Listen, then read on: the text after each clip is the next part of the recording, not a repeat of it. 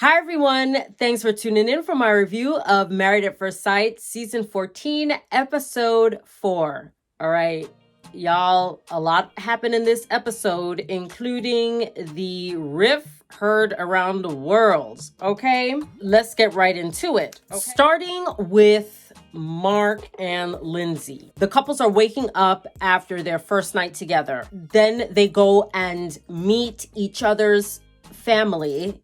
As if they didn't already meet each other's family at the wedding, they've got to do it again the morning after, okay? So Lindsay goes and meets with a couple of Mark's friends, and Lindsay, she's bubbly, she's talkative, she dominates the conversation, she talks about herself a lot. And, by the end of the edit, she's talking about giving away cats. Mark's friends are laughing and they feel pretty confident that, this is a good match and that she'll be good for Mark. Mark meets with Lindsay's dad and two of her friends that I'm pretty sure were her bridesmaids. They give him a Lindsay survival kit, which actually was pretty funny. We see that it consists of a bunch of Lindsay's favorite snacks. And then they also gave him a no button, like one of those big one button things. And it says no. And then when you press it, it says no, no, no, no, like in different intonations. And they basically told him that he's going to have to set boundaries with her and that she's going to be pretty demanding of him at times. And he's really going to have to practice saying no to her. The thing that I found the most telling was what her dad said. Papa Lindsay is letting us know the real deal. He said to Mark that he's going to need to be a lion tamer to deal with Lindsay. He said that Lindsay's tongue can be vicious and that he, Lindsay's dad, has told her that she needs to watch her words at times. Then they go on to find out that they're going to go to Puerto Rico for the honeymoon.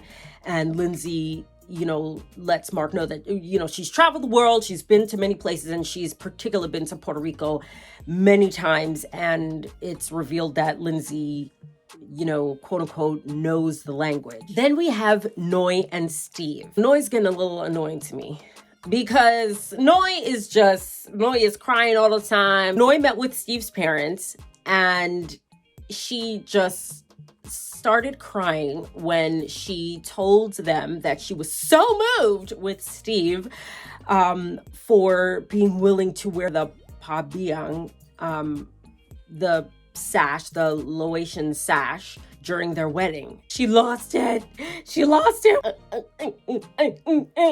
That. And I'm like, I sure. I get it, but all the man said was okay. And then he watched you do an overhand knot and then, he sat down. What did you expect him to do? Say no? But let me tell you, those tears dried all the way up when Steve's dad called him a vagabond and that he likes to travel. She was like, oh, yeah. Anyway, so Steve meets with Noi's family. Noi's mom, her sister, and then not just her brother as he did the last night, but he's dressed in drag as his other self, which is Sriracha. Sriracha asked Steve when he went on his road trip, he was like, what? So did you eat, pray, love and do that kind of BS? I thought that was clever. Steve, he is real straight with his answers. He doesn't seem flustered at all. He seems pretty confident about himself and who he is as a person. Noi's family asks him about, his financial situation and what about having children, etc. They're definitely pushing Steve doesn't have a job, but it's like the man has income, okay? He's working contract jobs. That equals income. How many people in this world, have income-based jobs that are not salaried jobs, but are freelance/contract work? That's a thing. It's not like Steve was going from job to job to job. Steve had been working at his previous job for either 4 or 5 years, and he was laid off. It's not like he walked away from that job.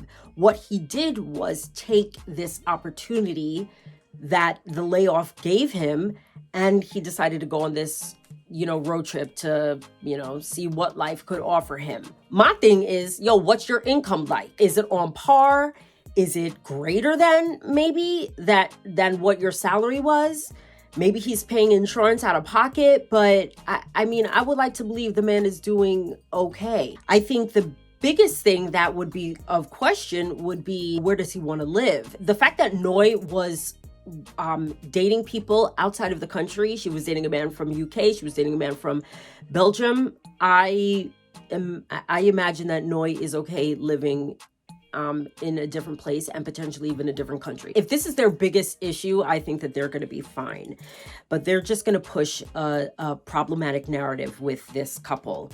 And here's the thing. I don't swear by nobody. I really don't swear by no couple, especially not this early. But I am just saying that if this is the biggest problem that they are pushing with this couple, that's really actually not that bad. Moving on to Michael and Jasmina. So Jasmina meets with Michael's two sisters. The one thing that I thought was, I was like, Jasmina, what you wearing, girl? That little, dress, your prairie dress? What was that?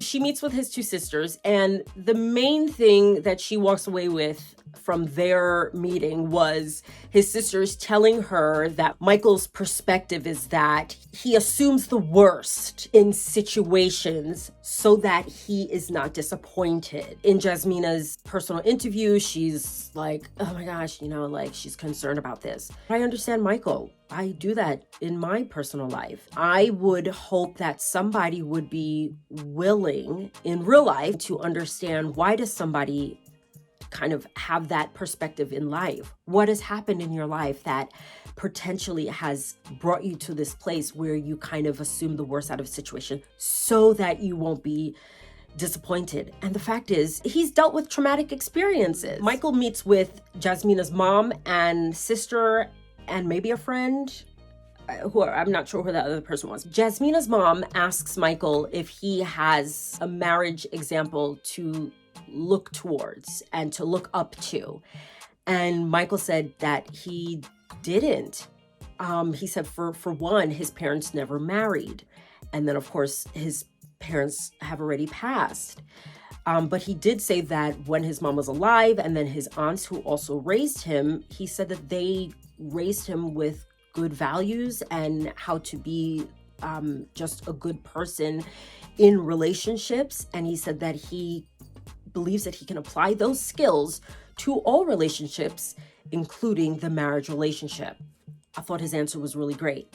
But, Jasmina's mom goes into catastrophe mode, and she's like, oh my gosh, this is really concerning. And then she goes on to say that Jasmina has experienced a quote unquote failed marriage.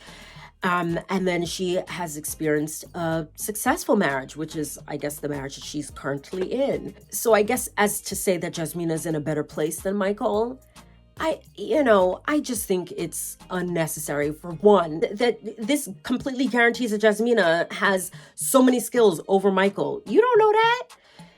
Why can't we view things as, when you become an adult, you can learn and you can grow and you can mature? If you're open and you're willing to gain tools and skills and be self-reflective and acknowledge things that about yourself and then about others, and then of course, forgiveness is huge. I'm going to fast forward and talk about an event that happened when they already get to Puerto Rico, because I just want to finish up with Michael and Jasmina.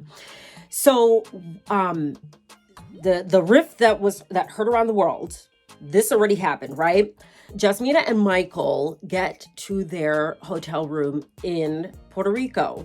And Jasmina, she's like, I don't understand. We just got here and we all just met. How did we already fall into a major conflict? I don't get this. She said this in her personal interview, and then she reiterates this to Michael.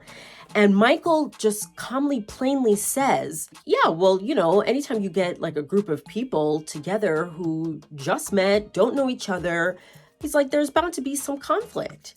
And he didn't say it in any way, but this, I think, triggered Jasmina to then go to the conversation that she had with his sisters, and she was just like, oh my gosh, this is him thinking the worst of people. And Jasmina then got an attitude and was like, well, I don't think the worst of people. Like, if I'm in a situation, I don't assume that there's going to be conflict. Boo-boo, there was conflict. Before y'all reached the ground, there was conflict. So, I mean, what? Okay. I mean, Michael wasn't wrong in his perspective. Conflict in this instance, and even what I think Michael is even talking about, isn't necessarily a bad thing. It just means, like, it doesn't always go smooth. It's not a smooth way. There's going to be bumps along the way. Next, we have Katina and Elijah. So Katina meets with Elijah's second mother. Katina asks this second mother if she feels like Elijah has grown past his player days. First of all, I don't know if this woman knows the depths of who Elijah was in his past. Does she know about his Isaac days? This is Katina, like, expressing her fears and her, doubts about him, like, getting past his player tendencies. His second mom just kind of was like, yeah, I don't know. And then she just pulls out a t-shirt that she has worn at his college football games. And she said, I am passing this on to you, because she said that she has been his primary cheerleader. And she's basically like, you captain of the cheer squad now, because you his wife. So here you go. Katina gushes and completely forgets about her question. And that's the end of their meet. Elijah meets with Katina's, I think, two of her bridesmaids and one of her male friends who is deemed her protector. And the protector basically dominates the conversation and asks Elijah what his intentions are for essentially coming on a show. I mean, he didn't say it in those words, but that's what he was suggesting. And then he basically said that, his intentions must not be pure, and that he probably was just coming on to get his 15 minutes of fame. The only thing I have to say about that is, then who's to say that Katina wasn't just coming on for 15 minutes of fame? Why are you just thinking that it's just a one-way street for this couple? So Elijah said, like, no, I came on for the right reasons, and Katina is a smart enough woman to be able to call me out if I, mess up, or if I'm not, doing the right thing. Later on, Elijah expresses to Katina that he really wasn't feeling that friend, but that Katina says in her interview that she really holds her friends' opinions in high regard. She's definitely going to check with her friends to see what exactly did they feel, wasn't right with Elijah. Next, we have Alyssa and Chris. Woo, child. America's favorite couple. As we know, Alyssa and Chris did not stay in the same room from the night before. They did come together the following morning to speak, and, Alyssa was just looking great, just beautiful. And Chris asked her, like, is she in? Has she checked out? Like, is she looking to, like, not move forward? Alyssa basically told Chris, we live our lives differently. We have different hobbies. Our teeth are different. We are different heights. And, like, our initials are different. Eventually, Alyssa does let him know that, at least as it relates to the honeymoon, she's just like, oh yeah, I mean, I'm ready to go on the honeymoon to meet up with the other couples and to see what they're doing. And, she's ready to hang out with them. I'm like, this chick, for those reasons alone, I'm like, she should not be allowed to go on this honeymoon, because she definitely wants to go as a single woman. So they meet with each other's families. Alyssa met with Chris's mom, sister, and one of his friends. She keeps it very general. She seems very kind of sterile, like she's not trying to connect with either one of them, because clearly this chick is out. She asks them, how do they hang out with Chris? What do they do with Chris? They basically say, like, oh, they don't really get to spend a lot of time with him because he's really busy with work. And y'all, you can see her plotting in her mind, like, oh my gosh. Oh, like she's adding to the list of all the things. You don't have work-life balance. You and I just have different dentists. Our life insurance carriers are different. We have different hobbies. We go to bed different times. The list keeps on going. So yeah, like in her personal interview, she is just so upset. She basically is like, how could this man live his life with no work-life balance? Like, he doesn't have time for me. He doesn't have time for a wife and family. He is not right for this process. I don't know why he was chosen. I hate snaggle teeth. This woman is checked out, okay? And she's going to find every single reason to check out, but also to blame Chris for it, because she's, as she said, a nice person and she deserves to be treated nicely.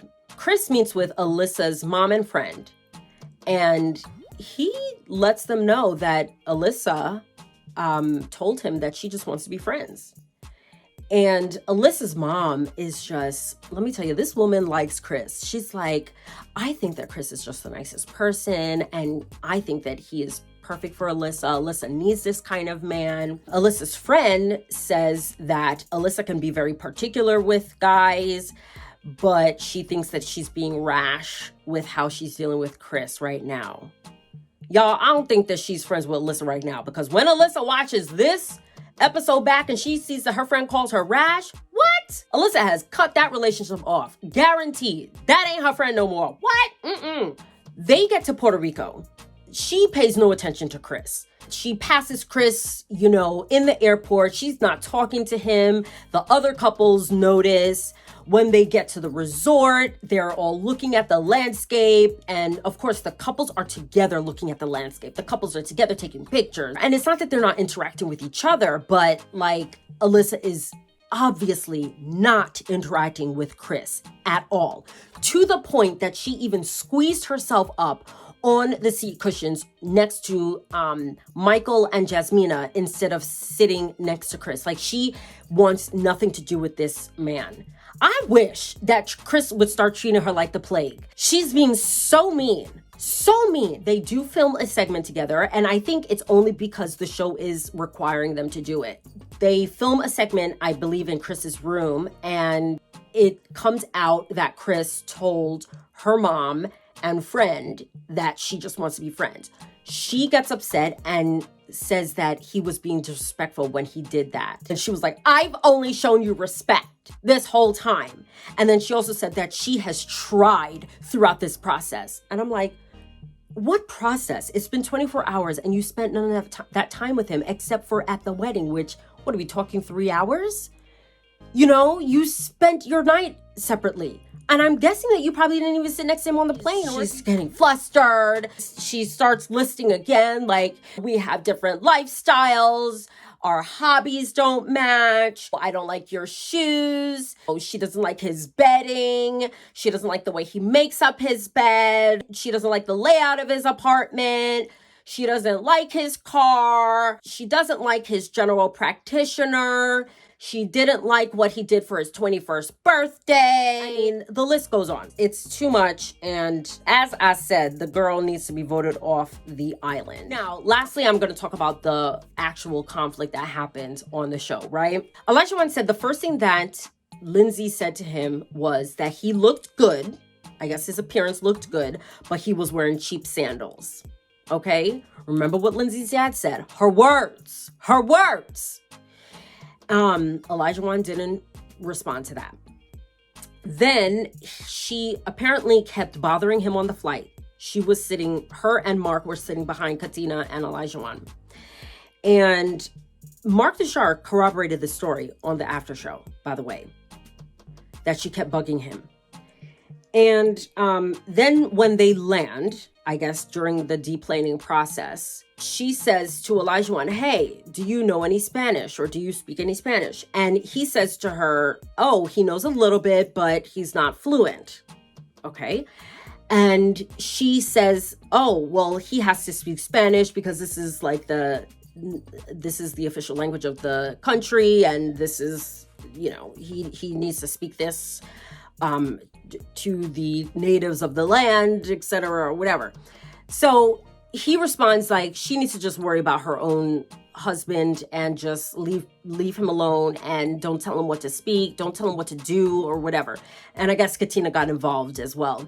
Then I guess there was back and forth. And then Lindsay then said, oh, what, you want to fight me? Then I guess Katina got even more involved. And then there was more back and forth, whatever. Then we see all of the couples minus Mark and Lindsay on a bus that's headed to the resort. Then we see Mark and Lindsay on a separate bus by themselves going to the resort. And Lindsay's all flustered and crying. And we find out that they're separated, but something has gone down. We don't exactly know what. Then we see Lindsay's personal camera, and she gives an account of what happened. And she said, oh, we were all just joking on the plane. And by the way, she's like all crying at this point too. She said they were all joking on the plane to the point where she said, oh, what, you want to fight me? In her story, when she said, oh, what, you want to fight me? That was also part of the joking process. And then she said Elijah was then got aggressive towards her. And then she said everything after that triggered her and sent her to a place where it just didn't sit well in her spirit. Twitter just said this is classic Karen. To me, I felt that Lindsay kept talking about the fact that she was open to a black man. She was open to any race, right? But she would list black first. Back in the earlier episodes, when she was hunting for a dress, when she even told Mark the Shark, she was like, I was saying that I could be with a black man, white man, whatever. It didn't matter. The night of their wedding, she also said to Mark that she was like, oh my gosh, some of the women said that they wanted like a tall black man. Now she's gossiping. Now she's talking about it in negative light.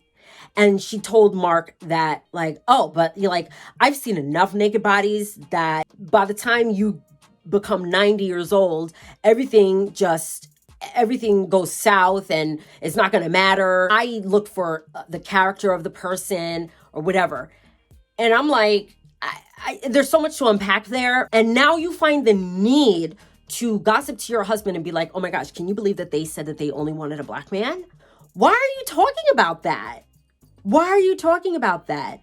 And to think that you were comfortable with being with a black man, and then the moment that a black man shows that he's upset around you, and mind you, this black man has an Irish mother, as he told us, you jump in to talk about, he's aggressive. Ma'am, let me tell you, boy, did they match you with the right person.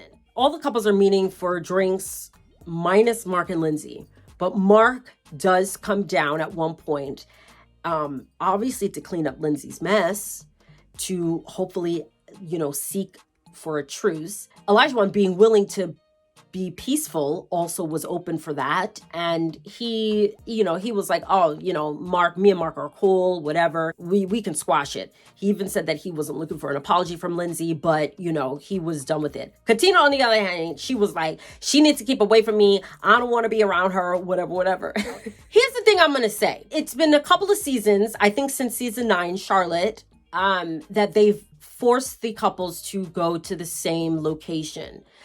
Could it be budget or whatever? At the very least, it adds to the drama because y'all, it forces the couples to spend more time with each other, which I think is unnecessary because this is not group dating. This is not group marriage. This is about singular marriage. And I'm just saying, perhaps if it wasn't for the fact that there was all this group stuff, maybe Rachel wouldn't have called Jose Johnny that time. And maybe Jose wouldn't have felt like he needed to lock her out. And then maybe Rachel wouldn't have gone to her ex's house that night. And then maybe they still would have been married. I don't know. Listen, y'all, you gonna get some season 13 review in my reviews this season, okay? All right, y'all. That's all I got to say about this episode. Let me know what you think. And I'll see you in the next review. Bye. Alyssa doesn't like his shoes. Alyssa doesn't like his suitcases. Alyssa doesn't like his beard.